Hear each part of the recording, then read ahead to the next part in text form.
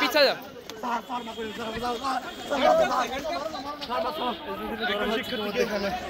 কোনো বিচার পাই নাই আমরা 2 দিন হয়ে গেছে ছেলে আইসিইউতে ভর্তি লাইফ সাপোর্টে অনলি লাইফ সাপোর্টে আছে এখন যদি ছেলে মারা যায় ড্রাইভার কে নেবে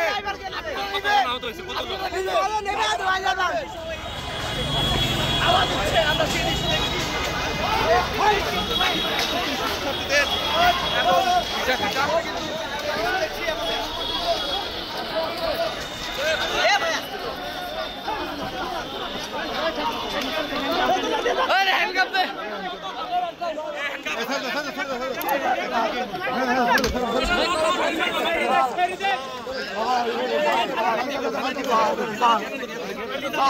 পিছা যা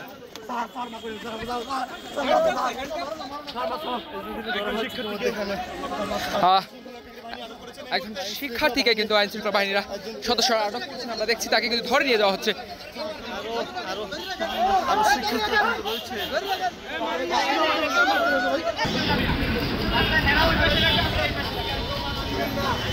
আজকে আপনারা এই জায়গায় থাকেন